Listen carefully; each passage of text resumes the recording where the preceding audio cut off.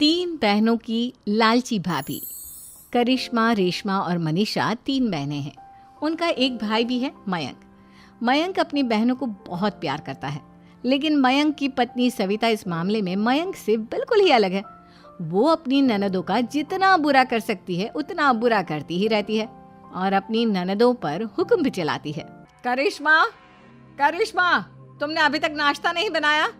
तुम्हारे भैया को ऑफिस जाने में देर हो रही है। हाँ भाभी, बस अभी बनाती हूँ। करिश्मा, तुम ये ढीलापन छोड़ दो। कल को पराए घर जाना है। वहाँ अगर तुम इस तरह से काम करोगी तो लोग क्या कहेंगे कि माँ ने और भाभी ने कुछ सिखाया नहीं। और तुम्हारी दोनों बहनें कहाँ हैं?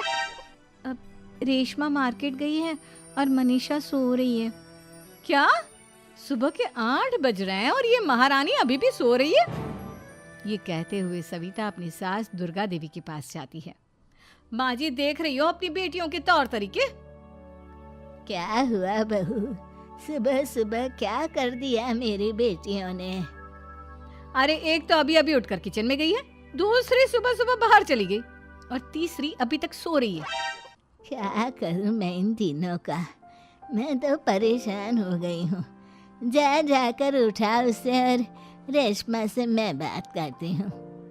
सविता सीधा मनीषा के कमरे में जाती है और उससे कहती है, महारानी जल्दी उठो, सूरज सर पर आ गया है। भाभी थोड़ी देर और सोने दो ना, मैं रात को लेट सोई थी। वो क्या ना, यूनिट टेस्ट चल रहे हैं। शराफत से उठती है या नहीं, या फिर पानी की भरी बाल्टी डालूं तेरे ऊपर? नहीं नहीं भाभी, मुझे बिस्तर में नहीं लाना, उठती हूँ मैं। मनीषा जल्दी से उठकर बाथरूम में चली जाती है। सभी आराम से बैठकर नाश्ता कर रहे होते कि तभी रेशमा बाजार से हाथ में सामान लिए आ जाती है। रेशमा को देखते ही सविता उस पर बरस पड़ती है। लो, आ गई महारानी। ऐसा भी क्या सामान लाना था जो सुबह आंख मलते ही बाजार की तरफ रवाना हो गई? भाभी, कल आप ही तो चीख रही थी कि घर का सारा सामान मुझे ही लाना पड़ता है, घर में किसी को भी किसी काम से कोई लेना देना नहीं है। अब मैं बाजार जाकर सामान ले आई तो आपको इस बात से भी तकलीफ हो रही है? देख रही हो माँ जी, अपनी बेटी की जुबान कैंची से भी तेज चलती है। और मयंक, आप तो कुछ कहेंगे नहीं अपनी लाडली बहन को? रेशमा, अपनी भाभी से ऐसे बात नहीं करते। चलो माफी मांगो। भैया, मैं क्यों माफी मांगू? आप भाभी से बोलिए ना कि हम पर कम हुक्म चलाया करे। हम इस घर की बेटियां हैं और आपकी पत्नी की ननद है, नौकरानी नहीं। लो कर लो बात। इनकी भलाई के लिए कुछ भी बोलो तो इन्हें बुरा लग जाता है। इस घर में यही इज्जत है मेरी। देख लो माँ जी, आपकी बेटी किस लहजे में मुझसे बात कर रही है। सविता वहां से चली जाती है। मयंक को बहुत गुस्सा आता है, वो भी वहां से चला जाता है।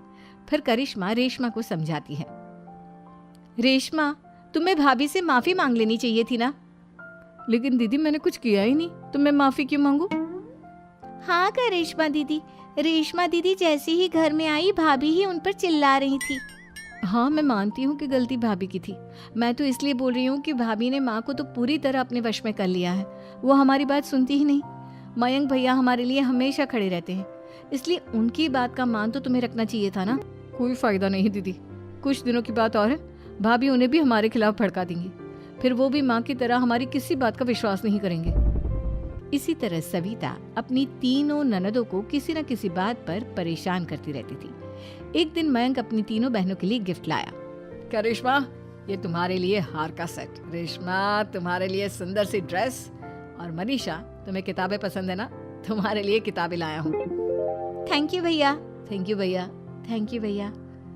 करिश्मा, तुम्हारा नेकलेस कितना सुंदर है। ये भैया कहाँ से ले आए होंगे? मैंने भैया को 3 दिन पहले फोन पर ये डिजाइन दिखाया था और आज भैया ये ले आए। सविता तो अपनी ननदों के गिफ्ट्स देखकर जल गई और करिश्मा का नेकलेस तो उसे भी बहुत पसंद आया था। अपनी बहनों के लिए कितना अच्छा नेकलेस लेकर आए हैं, मुझे कभी कोई गिफ्ट नहीं दिया। मैं आज ही ये हार चुरा लूंगी। रात में सविता करिश्मा का हार चुरा लेती है और इसी तरह उसे अपनी ननदों की जो भी चीज़ अच्छी लगती वो उसे मांगती नहीं, बल्कि रात के अंधेरे में चुरा लेती। इसी तरह दिन बीतते गए और सविता ने मयंक के दिल में भी उसकी बहनों के लिए नफरत पैदा कर दी। एक दिन मयंक ने करिश्मा और रेशमा के लिए रिश्ता देखा और ये बात उसने घर में सबको बताई। माँ, करिश्मा और रेशमा के लिए बहुत अच्छा रिश्ता आया है। वो लोग कल इन्हें देखने आ रहे हैं। आप और सविता मिलकर सारी तैयारी कर लेना। ये सुनकर करिश्मा और रेशमा खुश हो जाती हैं, लेकिन सविता सोचती है, अगर इन दोनों बहनों की शादी हो गई तो घर और बाहर का काम कौन करेगा? मनीषा तो एक नंबर की कामचोर है, उससे तो किसी बात की उम्मीद लगाना ही बेकार है। मुझे इस शादी को रोकना होगा। अगले दिन सभी लड़के वालों के स्वागत की तैयारी करने में लगे होते हैं। तभी मयंक अपनी बहनों से आकर कहता है, तैयार हो गई तुम दोनों? देखो दोनों लड़के बहुत अच्छे हैं, मैं कोई कसर नहीं छोड़ना चाहता, इसलिए तुम उनके सामने अच्छे से बिहेव करना और अपनी भाभी से लड़ने मत लग जाना। करिश्मा, तुम वो नेकलेस पहन लो ना जो मैं तुम्हारे लिए लाया था। भैया मैं बहुत देर से वो नेकलेस ढूंढ रही हूँ, लेकिन मुझे मिल ही नहीं रहा। क्या तुमने नेकलेस खो दिया? तुम्हें पता भी है वो कितना महंगा था? तुम कोई काम ढंग से नहीं कर सकती। मयंक गुस्से में वहां से चला जाता है। थोड़ी देर बाद लड़के वाले भी आ जाते हैं। वो दोनों बहनों को पसंद कर लेते हैं और रिश्ता पक्का हो जाता है। लेकिन सविता के दिमाग में तो कुछ और ही खिचड़ी पक रही थी। वो पंडित जी के पास करिश्मा की कुंडली लेकर जाती है और उन्हें पैसे देकर करिश्मा की कुंडली बदलवा देती है।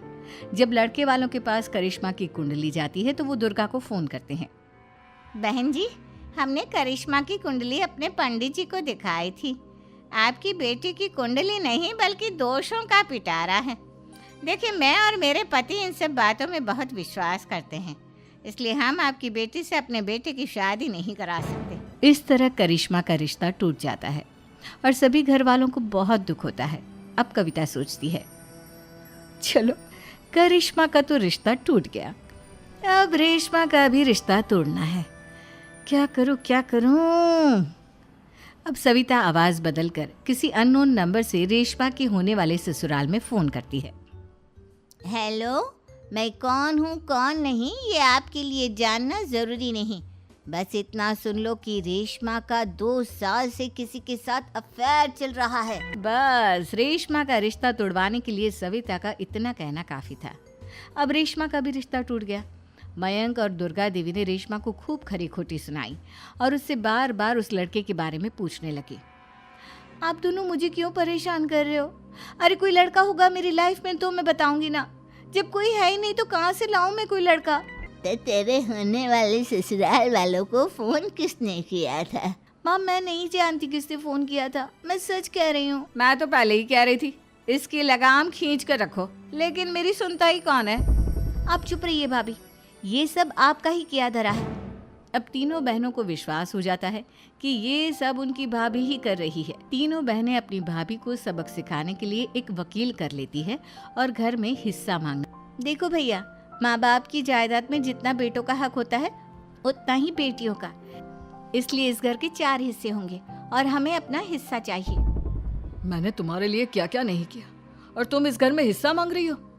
भैया, आप और माँ हम बहनों की कोई बात नहीं सुनते हो और भाभी हमारी शादी नहीं होने देगी क्योंकि उन्हें लगता है कि आप हमारी शादी में ज्यादा पैसा लगाओगे और उन्हें हम जैसी फ्री की नौकरानी कहाँ मिलेगी। तो हम भाभी के साथ तो रह नहीं सकते, हम बहनों को अपना हिस्सा चाहिए। अरे तुम्हें शर्म आनी चाहिए अपने भाभी पर ऐसा इल्जाम लगाते हुए। वो तुम्हारे बारे में कितना सोचती है। हाँ माँ, भाभी हमारे बारे में बहुत सोचती है, दिन रात बस यही सोचती रहती है कि किस तरह से अपनी तीनों ननदों को परेशान करूं और कभी मुझे पढ़ने भी नहीं देती। दोनों बहनों का रिश्ता भी तो इन्होंने ही तोड़वाया है और रात में हमारे कमरे में आकर हमारी चीजें भी चुराती हैं। इसी तरह सविता की तीनों ननदें अपनी बात पर अड़ी रही। अब कोर्ट में तारीख भी शुरू हो गई।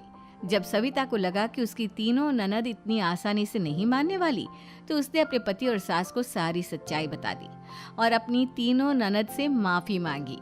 मयंक और दुर्गा को भी अपनी गलती का एहसास हो गया। अब सविता खुद करिश्मा और रेशमा के लिए अच्छा रिश्ता ढूंढती है और उनकी शादी करवाती है।